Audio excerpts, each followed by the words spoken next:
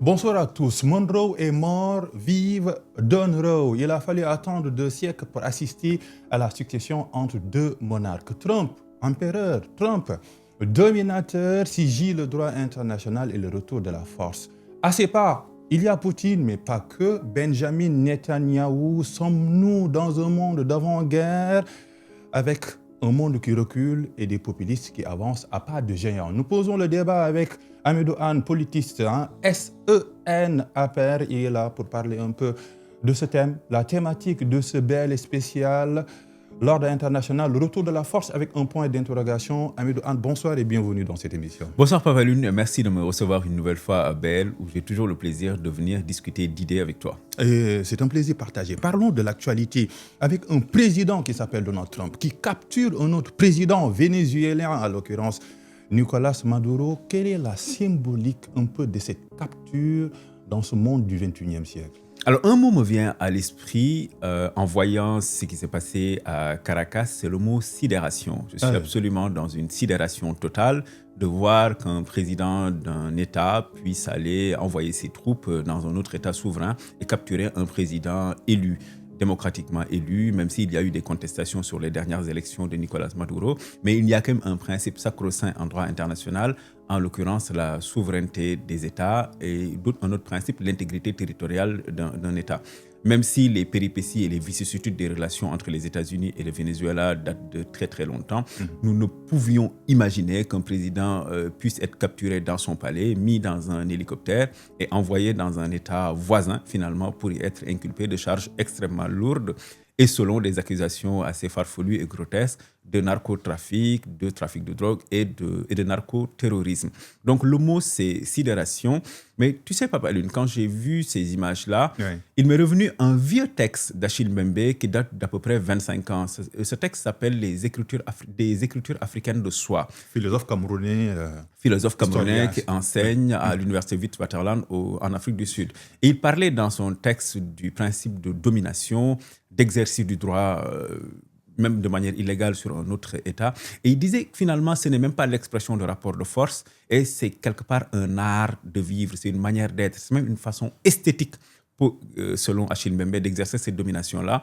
Et l'Amérique, finalement, ce n'est même pas une domination, un symbole de domination de plus, ce qui s'est passé au Venezuela, mais c'est un art de vivre, c'est une forme d'esthétique dans la manière d'appréhender les relations internationales selon les Américains, parce qu'il y a eu des précédents. L'Amérique a toujours fonctionné comme un empire qui a envahi des pays. On se rappelle de la guerre du Vietnam, de l'Afghanistan en 2001, de l'invasion de l'Irak sur des motifs absolument fallacieux à l'époque d'armes de destruction massive en 2003.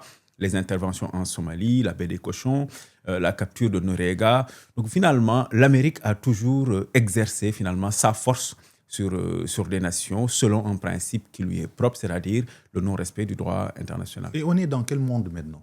On est dans un monde de brutalisme, encore une fois, Achille Mbembe. On est dans un monde dangereux et on est surtout dans un monde où toutes les lignes bougent et il y a des fractures béantes. C'est-à-dire quand on voit ce qui se passe aux États-Unis, quand on voit ce qui se passe depuis le 7 octobre 2023 à Gaza, où il y a des crimes de guerre, des crimes contre l'humanité, et selon beaucoup de spécialistes, d'historiens et d'experts du droit international, il y a un crime de génocide. Parce que pour rappel, il y a, selon le bilan officiel établi par le ministère de la Santé du Hamas à Gaza, il y a 71 000 morts. Et selon beaucoup d'experts qui sont très, très spécialistes sur ces sujets-là, considèrent qu'il doit y avoir à peu près beaucoup plus. Certains vont jusqu'à 100 000 morts. Et ça continue jusqu'à maintenant. Et ça continue jusqu'à présent. Donc, on voit Benjamin Netanyahou et son cabinet du Likoud finalement violer le droit international de manière absolument quotidienne, tuer des enfants, tuer des femmes, et finalement, sans qu'aucune voix ne se lève sérieuse pour demander à ce que ça s'arrête. Et c'est devenu innommable ce qui se passe à Gaza. Quand on voit ce que Trump est en train de faire, quand on voit aussi en 2022 comment Vladimir Poutine s'est réveillé pour envahir l'Ukraine au nom entre guillemets, de la dénazification de l'Ukraine, on voit effectivement que le droit international est de plus en plus malmené, que tous les repères dont nous avons hérité après la Deuxième Guerre mondiale en 1945, où finalement les dernières infrastructures de droit international ont été posées et qui tiennent jusqu'à présent avec juste une seule vertu, c'est-à-dire que l'ONU et les infrastructures qui ont été mises en place, économiques, politiques, intellectuelles, nous préservent encore de la Troisième Guerre mondiale. Encore. Mais ce qui nous caractérise, Papa Lune, c'est l'incertitude et l'inédit. Et personne finalement ne peut dire si demain Trump ne se lèvera pas pour envahir le Groenland parce qu'il en parle tous les jours. Et il a dit. Je veux Groenland. Il y a 2 ans, je pense qu'on aurait cru à une nouvelle Trumperie, à une farce, à quelque chose qui est absolument irréaliste et qu'on ne peut pas faire. Mais après ce qui s'est passé au Venezuela, après ce qu'on a vu se perpétrer à Gaza, plus rien désormais n'est impossible. Les États, par la vertu de la force, peuvent aller effectivement aussi loin qu'ils veulent. Oui, je parlais tout à l'heure d'un monde d'avant-guerre. Avant 1945, il y a un facteur déterminant qui a provoqué la Deuxième Guerre mondiale. C'est l'envahissement de l'Allemagne, de la Pologne par l'Allemagne, le 1er septembre 1939. Est-ce qu'on est dans ces traces-là, dans envahir, empire, ensuite les alliances et peut-être le chaos? Est-ce qu'il y a des traces d'une possible Troisième Guerre mondiale, même si on dit que ce n'est pas possible? Alors, il y a des éléments symboliques qui nous rappellent effectivement ce parfum des années 30. Tu as parlé de l'invasion effectivement de la Pologne par les Allemands. Et dans cet intervalle entre la Première et la Deuxième Guerre mondiale, il s'est passé beaucoup de choses. C'est-à-dire les sanctions très très dures qui ont été imposées aux Allemands, notamment en matière de réparation, de désarmement de l'Allemagne, qui a fait monter finalement un sentiment de nationalisme très fort. Après la Première Guerre mondiale. Et qui a charrié finalement le nazisme et l'irruption sur la scène de l'histoire d'un personnage absolument abominable qui est Hitler. Il y a aussi la naissance du fascisme en Italie. Les courants nationalisme, les courants un peu guerriers. Mais il y a eu donc en fait du racisme, de l'exclusion, de la violence et finalement le fantasme d'une nouvelle déflagration mondiale qui est arrivée effectivement en 1939. Donc nous sommes un peu dans ce parfum où le droit international est bâillonné et fragilisé et que finalement nous sommes dans quelque chose de très étrange. Sauf qu'il y a quelque chose de nouveau désormais, c'est que c'est au sein de la première puissance mondiale, au sein même d'une puissance qui a toujours, en tout cas, invoqué les principes de démocratie, de liberté, de libéralisme, qu'aujourd'hui s'exerce la brutalité la plus totale et le refus des Lumières. Et il y a un terme qui consacre un peu cette politique internationale trumpienne, c'est les Lumières sombres, qui ont été théorisées par des philosophes comme Nick Land et un personnage fantasque des marges qui s'appelle Curtis Yarving. Et qu'est-ce que les Lumières sombres? C'est-à-dire que le courant des Lumières que tu connais bien avec ton background littéraire, qui a un peu été fait prévaloir la chute de la monarchie, l'instauration de la République, la Lumière, les idées, la Révolution française. Et qu'aujourd'hui, ce courant des Lumières sombres, donc théorisé par Curtis Yarving et Nick Land, considère que la démocratie n'est pas une valeur finalement à défendre et à sacraliser. Et que finalement, les États doivent être gérés comme des grandes entreprises, à la tête desquelles on n'aurait même plus un président élu, mais un PDG. Et qu'il faut aller jusqu'au bout dans l'invocation de la tyrannie, l'invocation de la violence, pour faire marcher un peu ces deux jambes, à savoir la jambe du capitalisme le plus outrancier et la jambe de la violence la plus barbare qu'il faut exercer sur d'autres pour les obliger à se soumettre. Donc nous sommes un peu dans ce que des amis appellent l'interrègne, où s'exerce au sein du cabinet du président américain cette politique qui est assumée totalement des Lumières sombres. Le Situation Room. Et le droit international dans tout ça? Et l'ONU dans tout ça? L'ONU, le général de Gaulle parlait de machin. Je pense que l'ONU n'a jamais autant bien porté ce nom de machin. Le droit international est piétiné par les grandes puissances. Finalement, des petits États comme les nôtres ne comptent pas du tout dans la sphère des relations internationales. Et ce qui est très intéressant à observer, c'est que pour moi, cette invasion, parce que c'est une invasion du Venezuela, cette capture, constitue le dernier clou dans le cercueil du droit international. Mais tu sais, Papa, il y aura toujours un avant et un après 7 octobre. Ce qu'on a vu à Gaza relève encore une fois de l'innommable, de l'insupportable, de l'inédit, de la violence la plus barbare, où des centaines de tes confrères journalistes ont été tués, où sur les 71 000 personnes qui ont été tuées à Gaza, il y a quasiment une majorité de femmes et d'enfants. Plus personne ne respecte le droit international. Et par contre, il y a une hypocrisie. C'est-à-dire que les grandes puissances se sont toujours prévalues de respect, de la promotion de certaines valeurs, de liberté, de démocratie, de l'état de droit.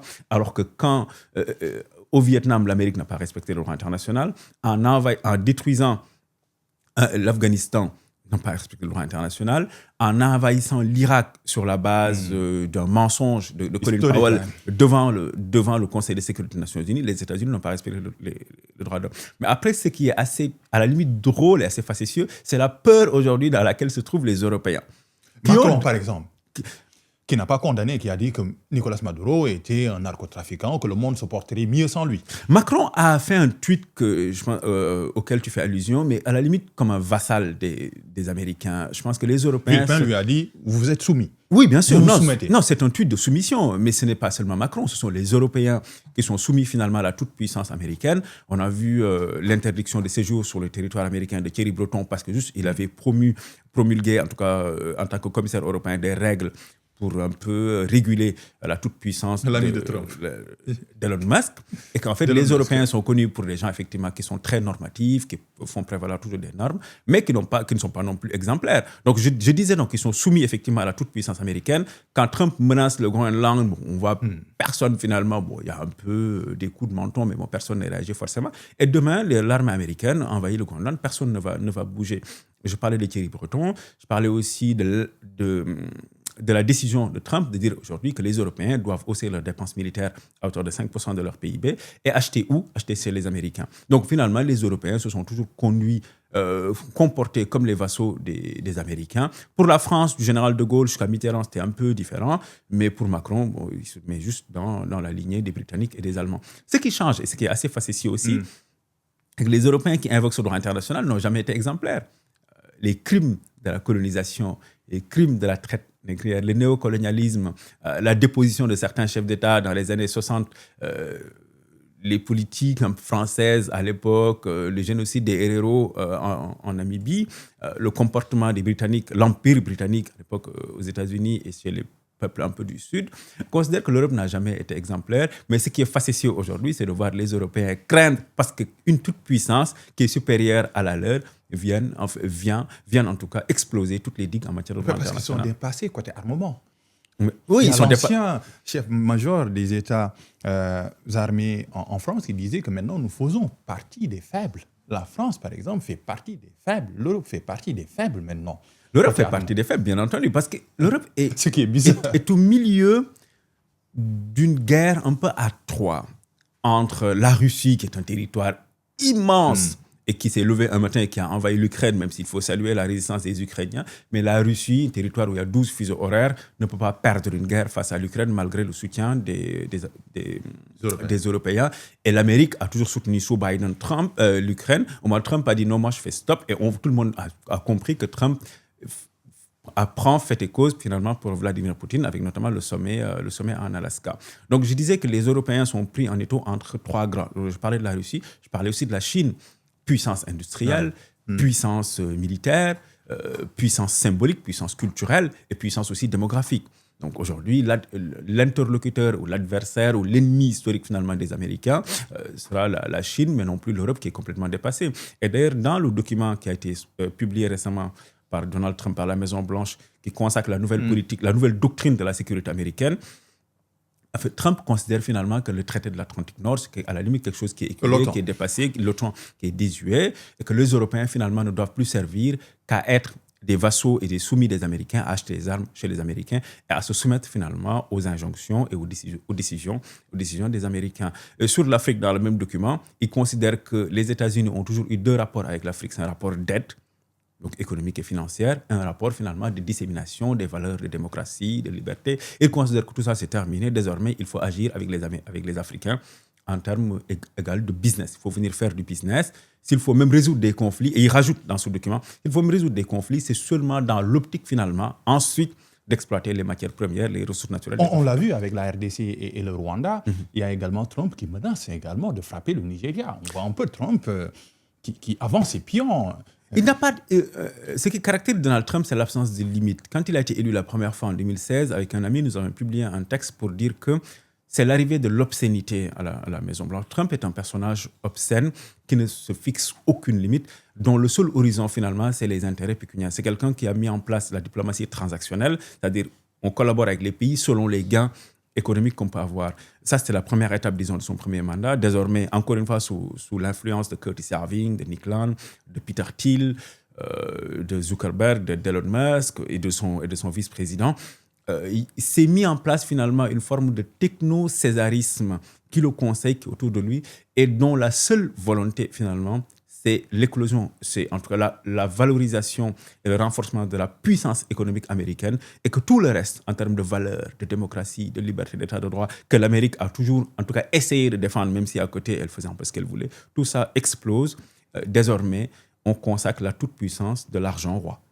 Et les États dits faibles, comme les pays africains, comment exister dans cette marée? Très compliqué d'exister dans cette marée où on est plus d'une cinquantaine d'États, on a même des micro-États qui sont moins puissants finalement que le plus petit État américain. Nous avons des problèmes structurels en termes d'économie, en termes de finances publiques comme nous le vivons au Sénégal, en termes aussi de puissance militaire. L'Afrique du Sud au G20, mais finalement, grâce au Sénégal, l'Union africaine désormais siège au G20, mais nous ne comptons pas forcément dans la géopolitique et les relations internationales. Sur le commerce international, nous pèsons moins de 2%. Sur les investissements, c'est extrêmement faible. Nous avons aussi des problèmes consubstantiels à l'idéal que je me fais de la démocratie, de la République. Même si nous avons quand même des forces, après ce tableau en noir, il faut quand même nous avons des forces concrètes. C'est-à-dire qu'en 2050, un humain sur 4 sera en Afrique. Nous serons donc 2,5 milliards d'Africains en 2050. Nous avons en tout cas les terres arables les plus larges au monde. Nous avons une jeunesse sur un continent où 70% des gens n'ont pas 35 ans, donc c'est hyper jeune. Nous avons des possibilités, nous avons des ressources. Après, il ne suffit pas de les dire, il suffit de transformer ces possibilités, ces opportunités-là, ces potentialités en véritables réalisations concrètes pour le développement économique, social et culturel du continent. Et le président de la République, Bassirou Diomaye Faye, a défendu le multilatéralisme. Et c'est une manière de répondre subtilement à cette capture-là de Nicolas Maduro. C'est dans la lignée de ce que le Sénégal a toujours défendu à travers les cercles concentriques, c'est-à-dire notre ceinture de sécurité, donc le périmètre qui nous entoure le plus immédiat. Ensuite, la défense des droits de l'homme, des valeurs de démocratie et de liberté. Et effectivement, le multilatéralisme. Le Sénégal n'est pas une puissance militaire, on n'est pas une puissance économique, mais nous sommes quand même une puissance symbolique.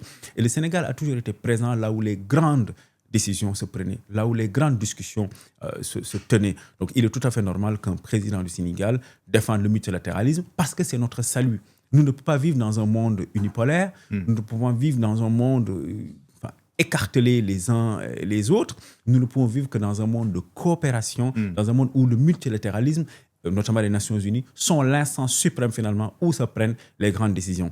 Mais quand on vit dans un monde où la Russie peut se lever et envahir l'Ukraine et que Trump peut se lever et envahir un pays et enlever son président, le capturer et le renvoyer chez lui, nous vivons dans un monde extrêmement dangereux. Et c'est le retour des empires. Oui.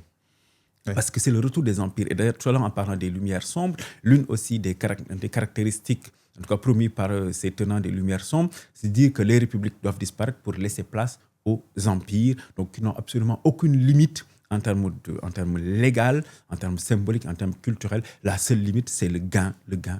Vous parliez tout à l'heure de l'obscénité à la Maison-Blanche. Biden ne ferait pas ça, mais il y a eu Trump. Trump a été président parce qu'il a surfé sur la vague du populisme. Est-ce la cause originelle de tous les maux dont nous vivons? La seule non, mais en tout cas, le populisme fait partie des plus grands problèmes de notre époque. Parce qu'est-ce que le populisme? C'est finalement le fait de flirter un peuple dans notamment ses nuances les plus rétrogrades, c'est d'exploser toutes les barrières symboliques, en tout cas tout ce qu'on appelle les corps intermédiaires, les syndicats, les partis politiques, les institutions pour ériger un rapport direct avec le peuple. C'est aussi quelque part promouvoir le nationalisme, et tu connais la phrase de Romain Gary, le patriotisme c'est l'amour de soi, le nationalisme c'est la haine des autres. Et le nationalisme porte la guerre, porte le conflit, comme la nuée porte l'orage. Et le populisme, c'est vraiment ça. Effectivement, Trump, comme Javier Milei, comme Viktor Orban, comme Giorgia Meloni, ont été élus effectivement sur la base des affects, sur la base du fait de flirter les égos, les bas instincts des peuples pour finalement mener une politique la plus à droite possible. Et effectivement, c'est le retour pour le cas de Trump, parce qu'on est dans un scénario de Trump 2, le retour de l'obscénité à la Maison-Blanche, avec des déclarations extrêmement graves. C'est-à-dire quand Trump dit les Haïtiens mangent des chats, qu'il y a des migrants qui vont dénaturer finalement le sang des Américains, et que les pays africains sont des pays de MERDE, de merde. Des pays de merde, qu'en fait finalement insulte tout le monde, humilie le président Zelensky dans son cabinet, tente d'humilier le président sud-africain au bureau ovale, c'est qu'il reçoit des présidents africains, dont le président sénégalais, et finalement les infantilise et leur dit juste contentez-vous, comme je n'ai pas beaucoup de temps de vous présenter, de présenter votre pays rapidement. C'est totalement l'obscénité la plus inimaginable. On n'aurait pas imaginé qu'un chef d'État, surtout américain, parle comme ça. Mais à la faute à qui? Il y a un président, celui mauritanien, qui a dit que je suis président d'un petit pays qui s'appelle la Mauritanie. À la faute à qui? Doit-on s'apitoyer d'un esclave qui accepte sa servitude? Exactement, c'est la dialectique du maître et de l'esclave. Ce rapport égalien inversé. Effectivement, on ne peut rien si on se met soi-même volontairement dans une position de soumission, si on décide que soi-même on est petit, alors qu'on est quand même dépositaire de la légitimité populaire de tout un pays, qui a un drapeau, qui a un hymne, qui a un territoire, qui a une population, et que vous dirigez un pays, si vous décidez effectivement de vous humilier comme ça, personne n'y peut rien. Et c'est toute l'esthétique finalement des relations internationales où on essaye de plaire à Trump en disant oui, qu'il mériterait le prix Nobel de la paix. L'autre dit oui, moi je pense que vous pourriez venir chez moi et montrer vos talents de golfeur. Tout ceci est très en deçà de ce qu'on pourrait attendre des chefs d'État. Populisme, nationalisme sont des idéologies meurtrières qui construisent des ponts, mais pourquoi ces idéologies attirent aujourd'hui?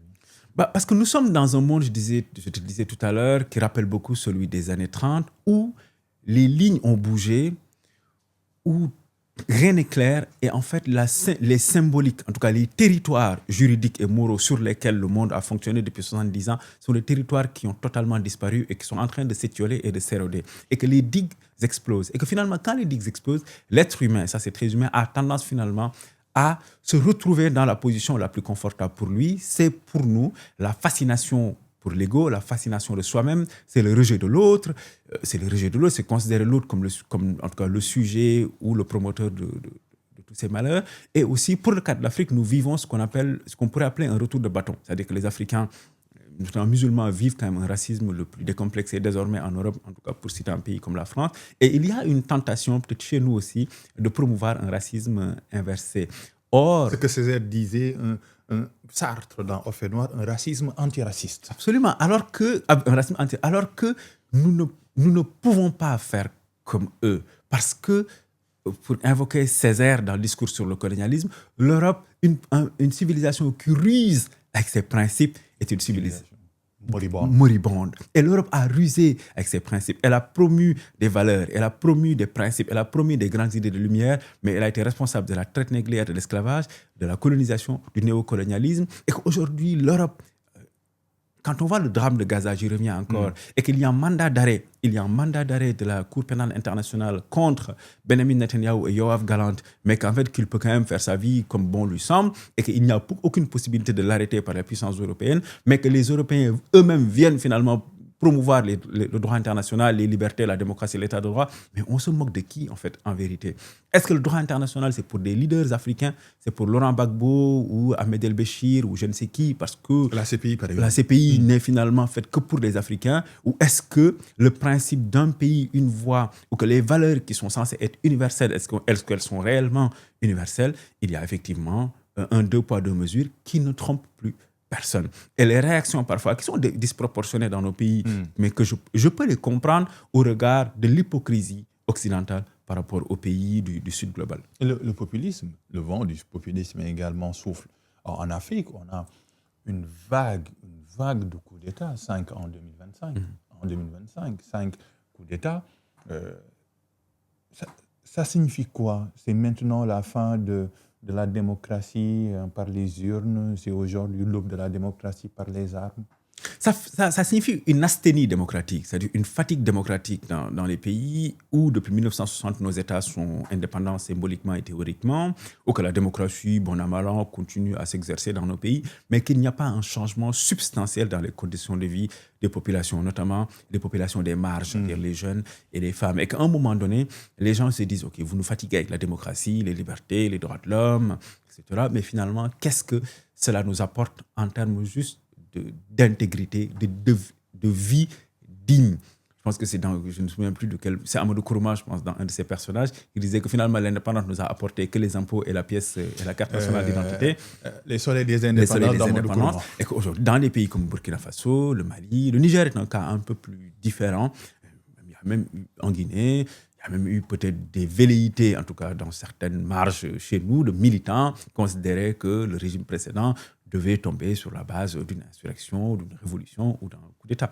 Mais je n'ai entendu aucun dirigeant sérieux, à part quelques-uns, le dire. Mais tout ça signifie, au-delà des condamnations de principe, parce que moi, personnellement, je condamne toujours les coups d'État, je condamne toujours les ruptures institutionnelles, parce qu'on ne peut pas, en 50 ans, toujours donner le même exemple de coup d'État qui a réussi en parlant de Jerry Rawlings. Ce n'est pas possible. Moi, je condamne toujours les coups d'État. Au-delà des condamnations de principe, notre travail d'intellectuel, de militant politique, c'est aussi d'aller au-delà des déclarations, des condamnations de principe. C'est d'essayer de comprendre, c'est d'essayer de savoir qu'est-ce qui s'est passé, qu'est-ce qui se passe dans la tête de ces jeunesses africaines qui saluent et qui applaudissent des putschistes qui viennent prendre le pouvoir de manière antidémocratique. Mais tu sais, Papa Lune, quand il y a eu le coup d'État au Mali en 2020, puis un coup d'État dans le coup d'État, beaucoup nous ont critiqués. Oui, IBK a fait ceci, a fait cela. Est-ce que 6 ans après, les Maliens vivent mieux que sous IBK? Est-ce que 2 ans après, au Niger, les Maliens vivent mieux que sous le président Bazoum? Encore une fois, injustement pris en otage, de manière absolument illégale par Abdourahmane Tiani. Est-ce que les Burkinabés sous IB qui vivent sur l'intelligence artificielle vivent mieux que sous le régime de Roch-Marc Christian Kaboré? Donc, tout ceci est-ce qu'ils vivent mieux également sous le pouvoir Kaki? Mais ils vivent très mal. Non, ils vivent très mal. Oui. Ils vivent très mal. L'ONG ACLED parlait d'une hausse mais significative des violences terroristes au Niger. Au Mali, on avait effectivement des soucis dans le centre, au nord et dans le centre. Aujourd'hui, il y a des attaques terroristes à Kaï. Il y en a même à Diboli. Diboli, c'est à 1 km du Sénégal. Aujourd'hui, le territoire malien est métastasé par le terrorisme. Tout le monde a vu les attaques sur les camions qui acheminaient le carburant et qui a mis la capitale malienne sous tension. Au Burkina Faso, c'est pareil, les militaires sont tués, il y a des massacres de civils, notamment avec la complicité de miliciens étrangers. Les populations ne vivent pas mieux. Donc tout ceci devrait quand même, pour moi, constituer une leçon pour tous les promoteurs ou toutes celles et ceux qui, dans des capitales pacifiées comme Dakar, applaudissent des coups d'État dans la sous-région. Parce qu'il y a moins de vestes. Vous en portez une belle veste dans l'exécutif. On a beaucoup de pouvoir Kaki. On a la Guinée-Bissau. On a le Mali, le Burkina, le Niger, le Gabon.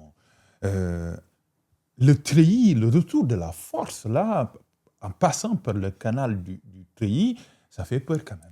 Non, le retour de la force fait très peur et cela veut dire une défaite pour nous autres démocrates et surtout pour celles et ceux. Une défaite morale. Oui, c'est une défaite morale parce que si on en arrive dans une époque où les jeunesses africaines applaudissent les coups d'État, ou sont plus sensibles finalement à des régimes Kaki qu'à des régimes élus démocratiquement, et que si on considère que l'alpha et l'oméga, c'est la toute-puissance qui s'exerce sur les citoyens, et qu'on magnifie et on salue des gens qui n'exercent que du brutalisme comme Donald Trump, et que finalement la force devient finalement une vertu sexy, agréable, en tout cas entendable et citable, et donnable en exemple, c'est-à-dire une défaite morale pour les républicains, les démocrates et les universalistes que nous sommes. Et que faire maintenant?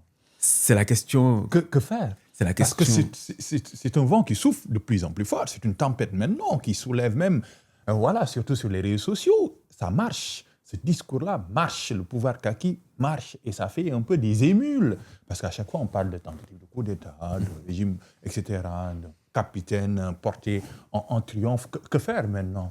C'est une question très juste et très difficile en même temps. Et tu sais, quand tu es un militant démocrate, ce que je pense être un républicain, ce que je pense être un universaliste, ce que je pense être, mais là, pour ouvrir une parenthèse, pas un universalisme qui surplombe, mais ce que Wallerstein appelait un universalisme vraiment universel. C'est-à-dire considérer qu'il n'y a pas de centre et qu'une périphérie, que l'Europe, l'Occident n'est pas le centre, et que nous autres, l'Amérique latine, l'Asie, l'Afrique, nous sommes des périphéries. Je parle d'un universel, latéral de la rencontre, comme dit Bachir Diagne, où tout le monde parle à tout le monde d'une voix et d'une même dignité.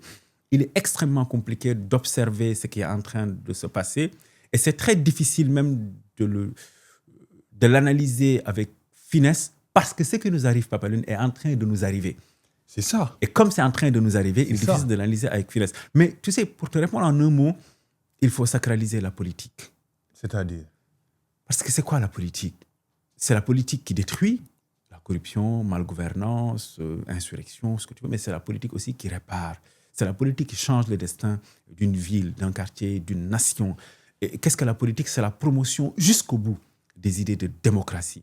Qu'on ne peut pas, c'est pas un système parfait. loin de là. Mais on ne peut pas avoir un système, en tout cas, beaucoup meilleur que la démocratie. Donc, c'est promouvoir la démocratie. C'est promouvoir chez nous la République. Et qu'est-ce que la République? C'est l'abolition du privilège de naissance pour lui substituer celui du mérite. C'est l'égalité, c'est la dignité, c'est la justice sociale. Qu'est-ce que la politique? La politique, c'est cultiver la nation, c'est-à-dire éviter que des fractures nationales surgissent dans les pays. Et nous avons la chance au Sénégal d'avoir une nation bâtie par Senghor avec le concours de tous les Sénégalais, et nous devons continuer à préserver cette nation-là. Donc c'est ça, faire la politique. Mais faire la politique, c'est toujours aussi sacraliser l'espérance.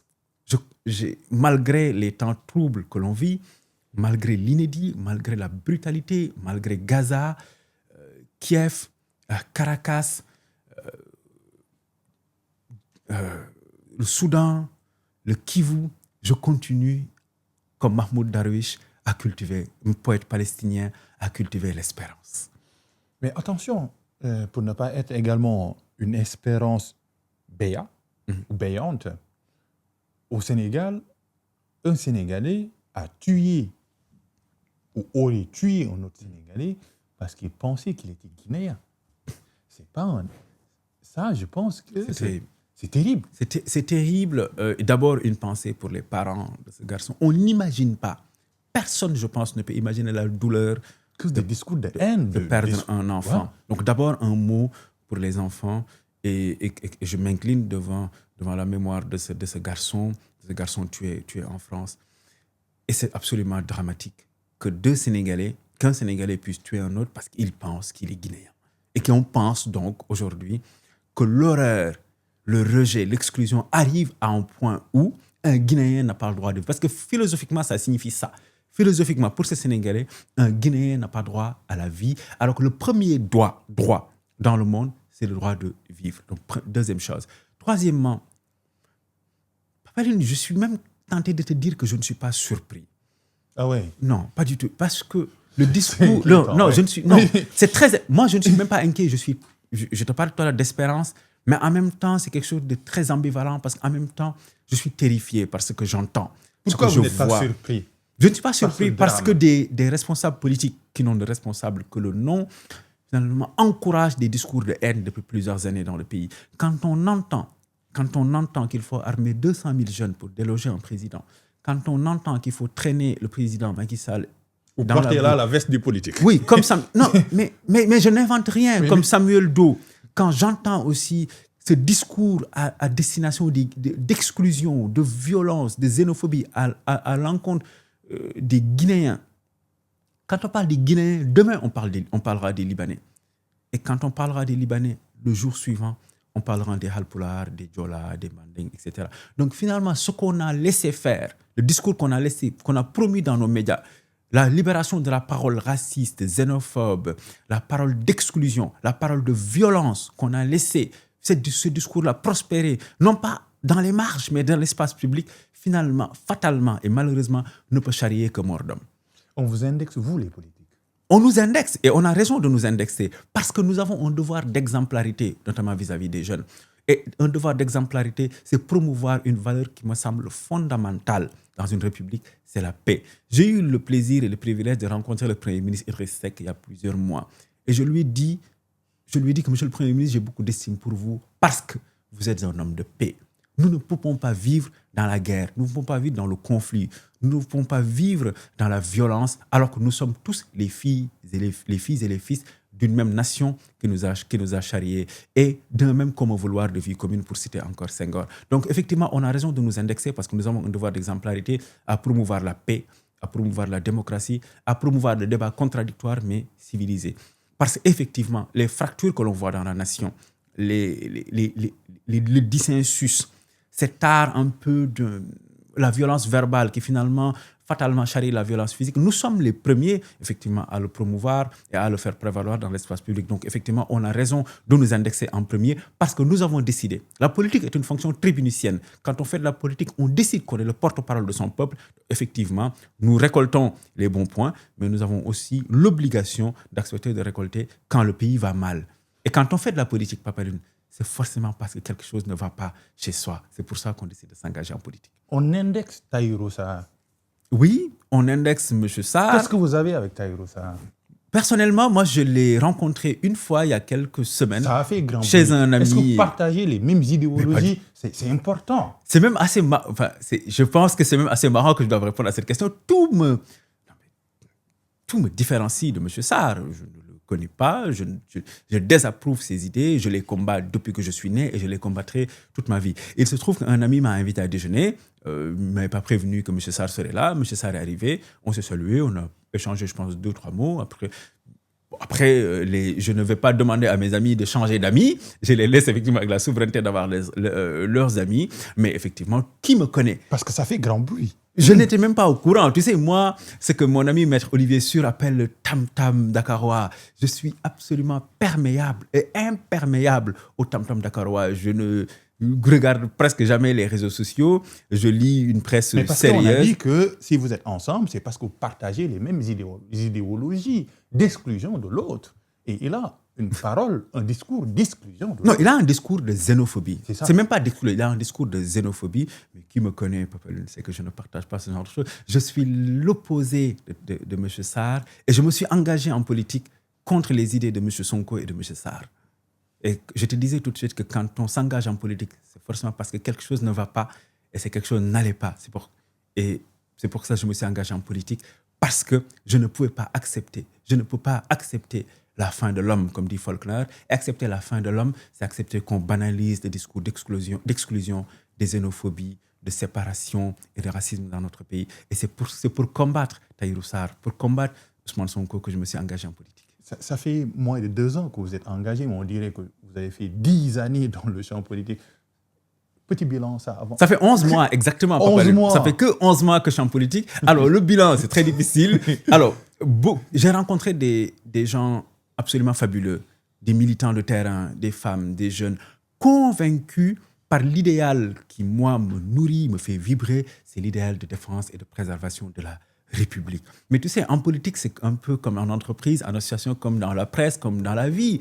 On rencontre des escrocs, des opportunistes, des imposteurs, mais on rencontre aussi des gens absolument fabuleux. En tout cas, merci beaucoup, Hamidou Anne, pour cette émission. Merci beaucoup d'avoir décodé cette thématique, l'Ordre international de retour de la force pour BL. Merci beaucoup, Papa Lune, de m'inviter et je suis toujours très heureux de venir ici et je remercie ton équipe qui m'a mis très à l'aise quand je suis arrivé.